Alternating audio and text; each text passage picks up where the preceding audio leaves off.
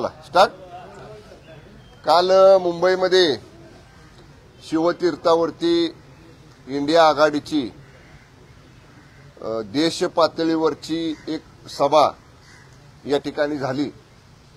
प्रत्येक आघाडीला युतीला आपापल्या सभा घेण्याचा जरूर अधिकार आहे, त्याच्याबद्दल आम्हाला काही म्हणायचं नाही। परंतु शिवतीर्थ हे ज्या ठिकाणी यापूर्वी वंदनीय हिंदू हृदय सम्राट शिवसेना प्रमुख स्वर्गीय बाळासाहेब ठाकरे साहेबांच्या सभा व्हायच्या, त्याच व्यासपीठावरती त्याच ठिकाणी वंदनीय शिवसेना प्रमुखांचे सुपुत्र माननीय उद्धवजी ठाकरे साहेब त्या सभेमध्ये होते। आणि एक शिवसैनिक म्हणून अनेक शिवसैनिकांना जसं वाटलं तसंच मलाही वाटलं आश्चर्यकाल की माननीय उद्धव ठाकरे साहेबांच्या भाषणाची सुरुवात जरूर हातामध्ये आता उद्धव ठाकरे साहेबांनी वंदनीय बाळासाहेब ठाकरे साहेब घालायची तसं रुद्राक्षाची माळ हातात घातलेली आहे, परंतु भाषणाची सुरुवात माझ्या तमाम हिंदू बांधवांनो, भगिनींनो आणि मातांनो हे जसं शिवसेना प्रमुख करायचे तसंच नंतर उद्धव ठाकरे साहेब करायला लागले। ते पण त्यांच्या भाषणाची सुरुवात तशीच करायची, पण का कोणास ठाऊक कालच्या त्यांच्या भाषणाची सुरुवात तशी झाली नाही याचं महाराष्ट्रातल्या तमाम हिंदू बांधवांना, भगिनींना, मातांना आश्चर्य वाटलं की हा संगतीचा परिणाम आहे का। कारण ज्यांच्या संगतीनं माननीय उद्धव साहेब त्या ठिकाणी बसलेले होते त्या लोकांना आणि समोर जे लोक सभा ऐकायला होते त्या लोकांना कदाचित तमाम हिंदू बांधवांनो, भगिनींनो आणि मातांनो असं बोललेलं रुचणार नाही, आवडणार नाही। आणि म्हणून असं माझं स्पष्ट मत आहे की हा उच्चार हा जाणीवपूर्वक काल उद्धव ठाकरे साहेबांनी त्या सभेमध्ये टाळला। हा नंबर 1। आपण सगळ्या माध्यमांनी पाहिलं की शिवतीर्थावर जेव्हा सभा व्हायच्या आणि विशेषतः वंदनीय बाळासाहेब ठाकरे साहेब बोलायचे तेव्हा ठीक आहे, बाळासाहेब ठाकरे साहेबांचं शेवटचं भाषण त्या सभेमध्ये असायचं, साहेबांच्या भाषणानंतर सभा संपायची। ठीक आहे, कालच्या सभेमध्ये माननीय राहुल गांधीजी होते, माननीय पवार साहेब होते किंवा अनेक मोठे नेते होते म्हणून कदाचित त्यांची भाषणं नंतर झाली असतील, परंतु उद्धव ठाकरे साहेबांच्या भाषणाचा वेळ जर पाहिला, किती वेळ भाषण केलं आणि इतर नेत्यांचा, राहुल गांधीजींचा असेल किंवा इतर नेत्यांचे भाषण जर पाहिलं तर उद्धव ठाकरे साहेबांच्या पेक्षा राहुल गांधींचं भाषण हे जास्त झालं, उद्धव साहेबांचं भाषण खूप कमी झालं। मग जाणीवपूर्वक कालच्या सभेमध्ये उद्धव ठाकरे साहेबांना कमी वेळ दिला गेला होता का? म्हणजे यापूर्वी मुंबईच्या शिवतीर्थावर ठाकरेंचं जे भाषण व्हायचं ते आकर्षण असायचं, त्या सभेचं ते प्रमुख भाषण असायचं सभेचं, परंतु कालच्या त्यांच्या इंडिया आघाडीच्या सभेमध्ये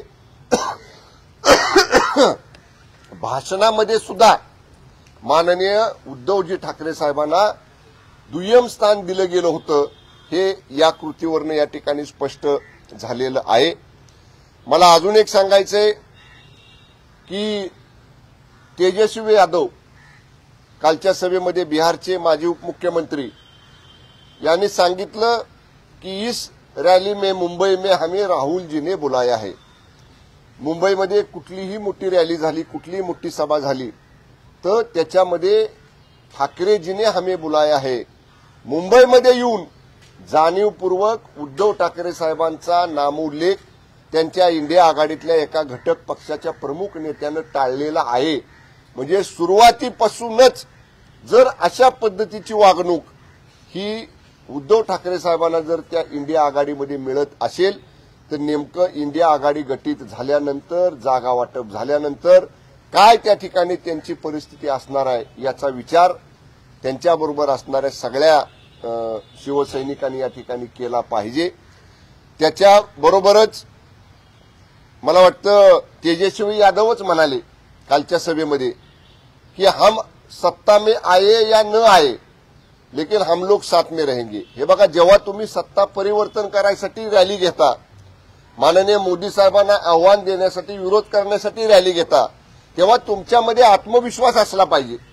तेजस्वी यादवांच्या कालच्या भाषणामध्ये जर ते म्हणत असतील की हम सत्ता में रहे या न रहे, म्हणजे सत्तेत येण्याची त्यांना बिलकुल खात्री नाही, केवळ आम्ही सगळे एक आहोत हे दाखवण्याचा एक केविलवाना प्रयत्न हा कालच्या इंडिया आघाडीच्या सभेमध्ये या ठिकाणी झाला होता।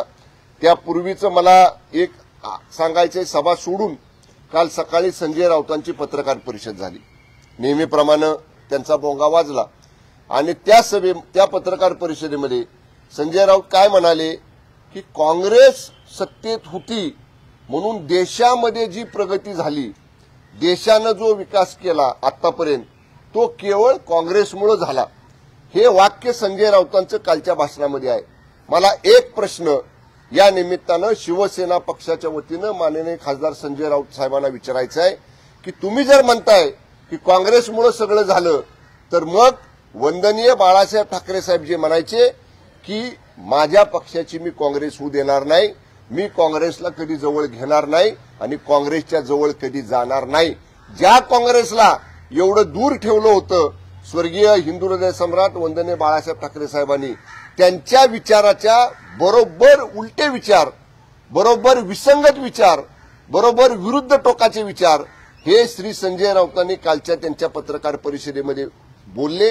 याचा अर्थ वंदनीय बाळासाहेब ठाकरे साहेबांच्या काँग्रेसबद्दल असणाऱ्या विचारापासून आज संजय राऊत जाणीवपूर्वक या ठिकाणी बाजूला जात आहेत। त्याच्या पाठीमागे त्यांचं काय उद्देश आहे हे निश्चितपणानं आता सगळ्यांना समजलेलं आहे। शेवटचा मुद्दा, कालच्या सकाळच्या पत्रकार परिषदेमध्ये एक वाक्य संजय राऊत बोलले की म्हणले काय केलं मोदींनी, काय केलं तर सर्जिकल स्ट्राईक केला। काय त्याला सर्जिकल स्ट्राईक शब्द सुद्धा नीट उच्चारता आला नाही, सर्जिकल स्ट्राईक का काय असं बोलले आणि काय तर म्हणे पाकिस्तानमध्ये जाऊन फटाके वाजवून आले। अहो, सर्जिकल स्ट्राईक करताना पाकिस्तानच्या हद्दीत जाऊन आतमध्ये जाऊन त्यांच्या दहशतवाद्यांचा बिमोड करणारं हे देशाचं सैन्य दल, त्यांचं कौतुक केलं पाहिजे।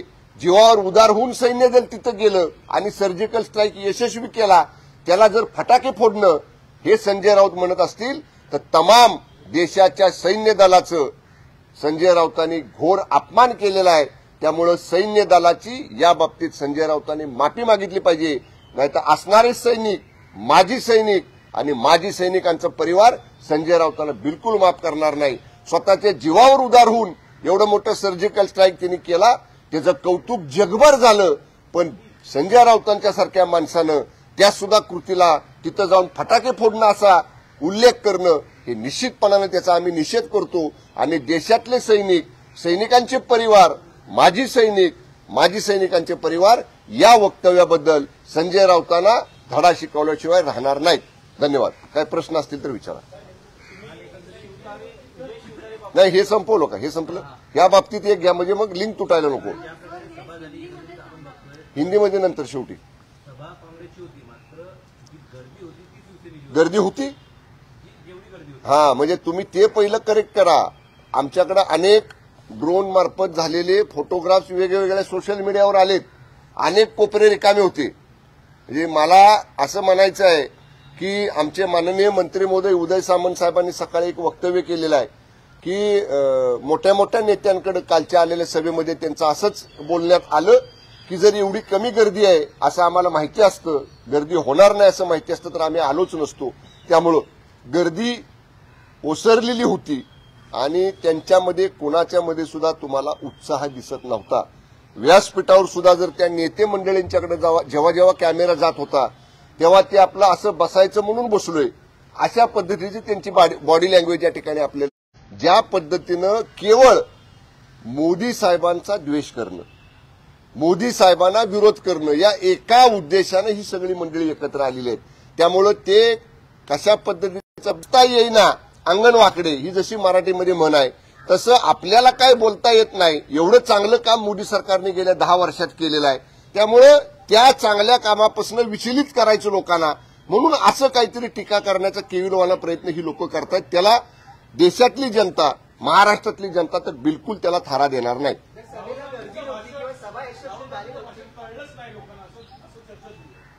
नाही, मी बघत होतो, म्हणजे मी बघितलं जाणीवपूर्वक की बाबा माननीय राहुल गांधी साहेब बऱ्याच दीर्घ कालावधीनंतर मुंबईमध्ये येत आहेत आणि सभा घेत आहेत, पण तुमचं जे मत आहे किंवा जी लोकांच्यातली चर्चा आहे ते माझं सुद्धा मत बनलंय की नेमकं त्यांना काय सांगायचं होतं भाषणामधनं.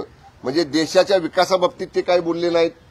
आज माननीय मोदी साहेबांनी अर्थव्यवस्था पहिल्या 5 क्रमांकामध्ये आणलेली आहे. त्या अर्थव्यवस्थेत अधिक काय सुधारणा करायची त्याच्या बाबतीत बोलले नाहीत.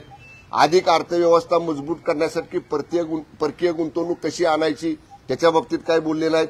अॅग्रिकल्चर डेव्हलपमेंटसाठी कृषी प्रधान आपला देश आहे त्याच्या संदर्भात काय उपाययोजना केल्या पाहिजेत त्याच्याबद्दल काय बोलले नाहीत.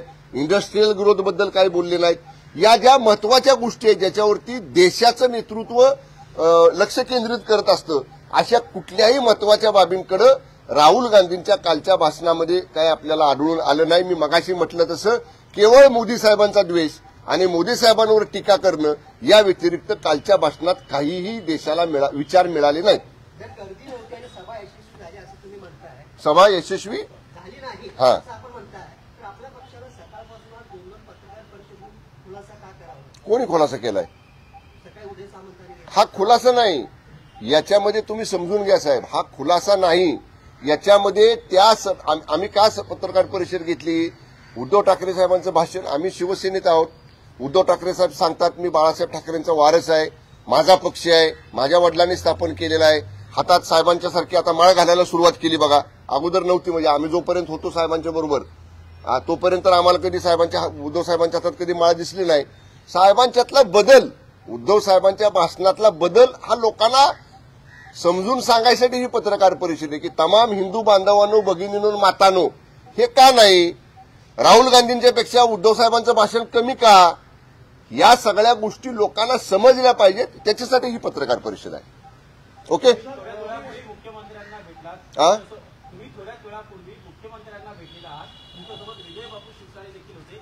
वाद मिटलाय का? बारामती लोटे मार्गी लागलाय कारण की अजूनही शिवसेना आपल्यापासून ठाम आहे. माननीय विजय बापू शिवतारे यांची माननीय मुख्यमंत्री महोदयांच्या बरोबर चर्चा झाली. त्या चर्चेमध्ये मी देखील होतो. मी मागच्या 2-3 दिवसापूर्वी जेव्हा शिवतारे बापू दवाखान्यामध्ये होते ऍडमिट, तेव्हा त्यांना भेटायला दवाखान्यामध्ये गेले होतो आणि त्यांच्याशी माझी दीर्घ चर्चा त्यावेळी झाली.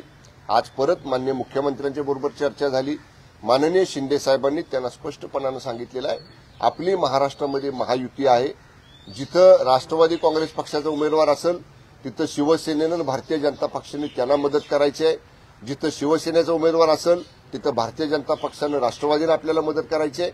जिथं भाजपाचा उमेदवार असेल तिथं राष्ट्रवादी काँग्रेसनं आणि शिवसेनेनं त्यांना मदत करायची आहे. दीर्घ चर्चा झाली. काही गैरसमज शिवतारे बापूंचे होते ते माननीय मुख्यमंत्र्यांच्या जवळ त्यांनी स्पष्ट केले. इथून पुढे कसं काम करायचं पुणे जिल्ह्यामध्ये विशेषतः याच्या बाबतीत सुद्धा माननीय मुख्यमंत्र्यांच्या बरोबर चर्चा झालेली आहे. चर्चा अत्यंत सकारात्मक आहे आणि नक्की उद्या किंवा परवा याच्यामध्ये निश्चितपणे सकारात्मक तोडगा निघेल. बापूंनी आज दादांवर गंभीर टीका केलेली आहे. जेव्हा बाहेर आले त्यांनी माध्यमांना प्रतिक्रिया दिली आहे. ते असं म्हणाले की अजित पवार आपल्या कर्माने मरतील असं मुख्यमंत्री त्यांना म्हणाले. असं त्यांचा पाहिजे. नाही. काय 1 मिनिट परत. असं कोण म्हणालं? मुख्यमंत्री त्यांना म्हणाले असं शिवतारे बापू. अजिबात नाही. म्हणजे मी उभा नाही झालो तरी ऐका, यांच्या प्रश्नाचं पहिलं उत्तर देऊ द्या. कोण कोणाच्या कर्मानं मरेल हा शब्द आजच्या पूर्ण 1-1.25 तासाच्या चर्चेमध्ये बिलकुल आलेला नाही. माननीय मुख्यमंत्री महोदय असा शब्द बोललेले नाहीत. मी त्याला साक्षीदार आहे. शिवतारे बापूंचं एक म्हणणं होतं की ती जागा अडचणीमध्ये आहे, ती जागा निवडून येण्यामध्ये जेवढं सोपं वाटते तेवढं सोपं नाही. त्याच्यावरती माननीय मुख्यमंत्री महोदयांनी सांगितलं सोपं नसेल तरी आपल्याला ती जागा काही झालं तरी निवडून आणायची आहे. त्यामुळे कोण कोणाच्या मरणानं मरेल वगैरे असं वाक्य मुख्यमंत्री महोदयांकडनं बिलकुल गेलेलं नाही हे मी दाव्यानं सांगतो तुम्हाला. दादांवर आणखी टीका केलेली आहे की दादांकडे जे 18 कारखाने आहेत ते देखील त्यामध्ये कमी ह्याच्यात विकत घेतलेले आहेत. अनेक प्रकल्प तिथले मार्गी लावलेले आहेत. त्यामुळे तिथली जनता नाराज आहे. एकूणच महायुतीतच आता संघर्ष हा बिलकुल नाही. मला एक सांगायचं आहे, माननीय शिवतारे बापूंनी कदाचित जुने काही वक्तव्य केली असतील त्याचा संदर्भ आज परत दिला असेल, पण माननीय शिंदे साहेबांच्या बरोबर झालेल्या चर्चेमध्ये त्यांचे बरेचसे गैरसमज आम्ही दूर केलेले आहेत. किरकोळ गोष्टी बाकी राहिलेल्या आहेत. एखाद्या बैठकीमध्ये उद्याच्या किंवा परवाचे मी तुम्हाला सांगतो ते सुद्धा गैरसमज दूर होतील आणि निश्चितपणे यातनं सकारात्मक तोडगा महायुतीचा विजय होण्याच्या दृष्टीनं निघेल. ठीक आहे ना, आता मी एका वाक्यात उत्तर दिलं ना. समज गैरसमज काय असतील त्या चर्चेतनं आम्ही बऱ्यापैकी सोडवलेले आहेत. अजून एखाद्या बैठकीमध्ये ते राहिलेले सुद्धा गैरसमज दूर होतील आणि 100% महायुतीचा विजय बारामतीमध्ये करण्यासाठी पूर्ण ताकदीनं तिन्ही पक्ष काम करतील, सगळे नेते काम करतील.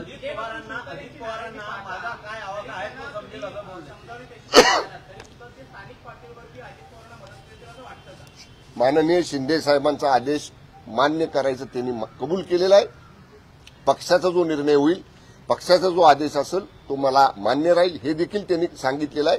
त्यामुळं ठीक आहे, आता मी म्हणतो तसं एखाद्या गोष्टीची चर्चा करताना काही गोष्टी क्लिअर होणं गरजेचं असतं. काही जुने असलेले समज गैरसमज असतात ते दूर होणं गरजेचं असतं आणि पुढे एकमेकांनी कसं वागायचं हे सुद्धा ठरलं गरजेचं असतं. ते सुद्धा प्रमुख नेत्यांच्या समोर ठरणं गरजेचं असतं. मी दाव्यानं सांगतो आपल्याला एखादा दिवस वाट बघा, परवा दिवशीपर्यंत यातनं सकारात्मक मार्ग निघेल. केंद्रीय निवडणूक आयोगाने आज काही तडकाफडकी बदल्या करायची आदेश दिले. मुंबई महानगरपालिका आयुक्त इक्बाल सिंग चहल यांची बदली करण्याचे आदेश केंद्रीय निवडणूक आयोगाने. काय कारण आहे अचानक बदली? मला कल्पना नाही त्याची, कारण मी सकाळपासून आपण म्हणताय तसं आमच्या सगळ्या राजकीय बैठकांच्या मध्ये होतो, माहिती घेतो आणि सांगतो. त्यांनी अपक्ष 3 वर्षापेक्षा अधिक किंवा आधीचे जे आयुक्त असतील, उच्च प्रशासक असतील त्यांची बदली करणं आवश्यक आहे, कारण लोकसभा निवडणूक आहे. आचारसंहितेमुळे त्याची बदली करणं आवश्यक आहे. मात्र ते केलं गेलं नव्हतं. अखेर केंद्रीय निवडणूक आयोगाने पाऊल उचललेले त्यांचीच एकत्रित देशभरामध्ये जे वरिष्ठ अधिकारी आयएस अधिकारी त्यांची देखील त्यांनी बदली केली. ठीक आहे ना, हा केंद्रीय निवडणूक आयोगाचा कदाचित अधिकार असेल की अशा काही गोष्टी त्यांच्या निदर्शनाला आल्या तर त्या गोष्टी राज्य सरकारला सांगून त्याच्यावर कारवाई करणं. त्यामुळं नियमित कामकाजाचा भाग असू शकतो. मला अधिक याची सविस्तर माहिती नाही, कदाचित मुख्य सचिवांकडून मी त्याची माहिती घेतो आणि सांगतो आपल्याला. जरा मराठी संपलं का?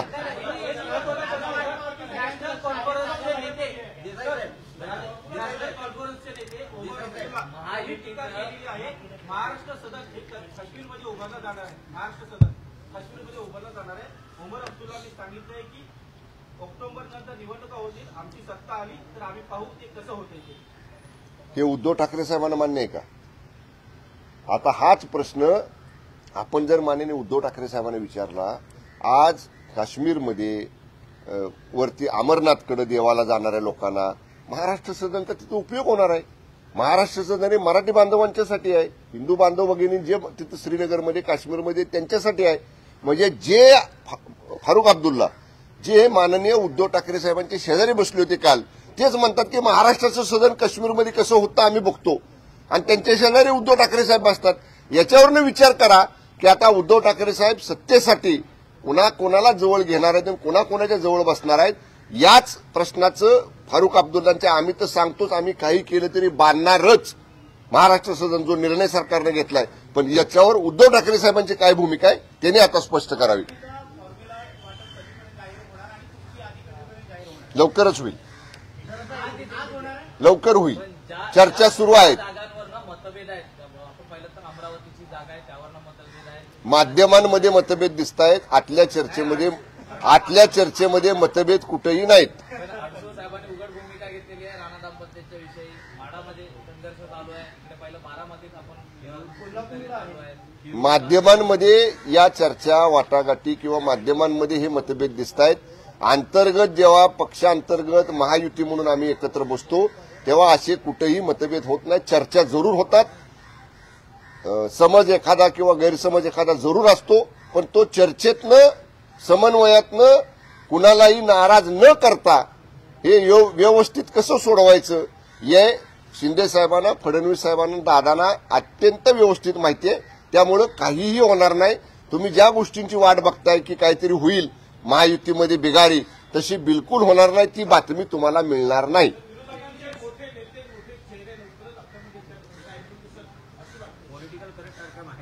करेक्ट कार्यक्रम चालूच आहे सध्या. काल एक झाला नाही, येणाऱ्यांची संख्या खूप आहे. वेगवेगळ्या डायरेक्शनला चर्चा सुरू आहेत. त्यामुळं त्या चर्चा सकारात्मक दिशेनं आहेत. फक्त कोणत्या वेळी कुणाचा प्रवेश करायचा हे जे नेते त्यांच्या संपर्कात आहेत ते योग्य टायमिंगची वाट बघत असतात. मराठवाड्यात होईल. ते सांगतायत की भूकंप येणार केंद्रस्थ मराठवाडा असेल का? मग त्याच्यात काय त्याचं हे राहणार नाही ना. तुम्ही अगोदरच भूकंप प्रवण क्षेत्राची तयारी करून ठेवाल तिथं भूकंप येणार नाही अशी. त्यामुळं भूकंप आल्यानंतरच त्याचे धक्के जाणवतात. लोकसभा मतदारसंघामध्ये जर का अभी हिंदी में बात करने का है. लोकसभा मतदारसंघामध्ये जर का 390 पेक्षा जास्त उमेदवार झाल्यास ईव्हीएम न वापरता मतपत्रिकेवर मतदान करावं लागेल असं राज्याच्या मुख्य निवडणूक आयुक्तांची माहिती दिलेली आहे. त्यांनी त्यासंदर्भात मराठवाड्यामध्ये मोठ्या प्रमाणावर मराठा उमेदवार जे अर्ज भरणार त्यांचा हेतू हाच आहे की ईव्हीएमवर मतदान होऊ द्यायचं नाही आहे, मतपत्रिकेवरच मतदान करू द्यायचं असा त्यांचं एकूण नियोजन जे आहे ते दिसेल. त्याचा परिणाम येणाऱ्या लोकसभा निवडणुकीवरती होईल का जर का मतपत्रिकेवरती मतदान घ्यावं लागलं निवडणूक आयोगाला तर? निवडणुकीमध्ये अर्ज भरण्यासाठी जी नियमावली आहे त्या नियमावलीमध्ये जे बसतात, जे त्या नियमावलीमध्ये पात्र आहेत ते कुणीही अर्ज भरू शकतात. आणि मग पात्र अर्जांची संख्या बघितल्यानंतर निवडणूक आयोगाचे काही नियम आहेत की अमुक एवढी संख्या झाली की बॅलेट पेपर, अमुक एवढी संख्या असली तर बॅलेट बॉक्सवरती आणि अमुक अशी संख्या झाली तर बॅलेट बुकवरती. त्यामुळे त्या त्या परिस्थितीनुसार निवडणूक आयोग त्यांचं कामकाज पूर्ण करेल. पण अशा पद्धतीनं कसली म्हणजे लोकसभा निवडणुकीसाठी समोर काही जरी उमेदवारांची संख्या उपस्थित झाली किंवा संख्या उमेदवारांची जरी कुठल्या ना कुठल्या कारणामुळे वाढली तरी प्रशासन म्हणून निवडणूक यंत्रणेचं प्रशासन आणि त्या निवडणूक यंत्रणेला सहकार्य करणारं राज्य सरकारचं प्रशासन सगळ्या गोष्टीला सामोरं जायच्या तयारीमध्ये आहे. याचा परिणाम मराठा उमेदवार जे असतील त्यांच्या मतदानावरती होईल का? जेव्हा होईल तेव्हा बघू. जेव्हा हे अर्ज येतील मोठ्या संख्येनं बॅलेट बुकवरती घ्यायचं, बॅलेट पेपरवरती घ्यायचं का बॅलेट बॉक्सवरती घ्यायचं हे त्या त्या परिस्थितीनुसार राज्य निवडणूक आयोग आणि केंद्रीय निवडणूक आयोग ठरवेल. त्या त्यावेळी आपण याच्यावर बोलू. ओके घ्या. कल राहुल गांधी की मुंबई में जो रैली हुई उसमें उन्होंने शक्ति के बारे में जो कहा उसके ऊपर अब प्रधानमंत्री नरेंद्र मोदी ने कहा है कि हिंदुत्व में शक्ति जो है वो माँ है, बहन है और उसका आदर होता है. भाजपा का कहना है शक्ति के बारे में जो राहुल गांधी ने कहा है उससे हिंदुत्व का अपमान होता है. इस पे आपकी क्या राय है? देखिए माननीय प्रधानमंत्री जी ने एकदम सही बात कही है. शक्ति का ये माँ का रूप है, दुर्गा माँ का रूप है. हम माँ को अपना शक्तिस्थल मानते हैं. तो ऐसा शब्द प्रयोग कल राहुल गांधी जी ने किया है. ये माननीय मोदी जी का कहना 100% ट्रू है कि उन्होंने अपने इस शब्द के प्रयोग से तमाम हिंदुओं का अपमान किया है. इतना ही नहीं, इसके पहले स्वातंत्र्यवीर सावरकर जी का भी उद्धव ठाकरे राहुल गांधी जी ने अपमान किया था. लेकिन वही अपमान करने वाले जिन्होंने सावरकर जी का अपमान किया था उनके बाजू में जाके कल उद्धव ठाकरे साहब बैठे थे. कल उद्धव ठाकरे साहब ने अपना खुद का भाषण जो हमेशा वो कहते हैं मेरे तमाम प्यारे हिंदू भाइयों बहनों और माताओं, ऐसा न करके उन्होंने कल अपना भाषण दूसरी लाइन से वहां पे किया है.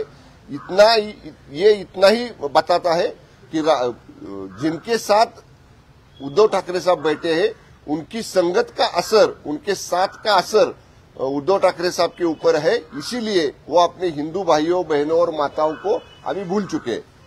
महायुति में क्या कुछ प्रॉब्लम है ऐसी चर्चाएं चल रही है, जबकि विजय बाबू शिवतारे ने ये क्लियर किया है कि अब वो बारामती से लड़ना चाहते हैं.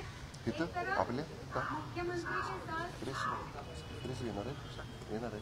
हॅलो हॅलो बोला की. हे काय लावतोय ना, बोला ना.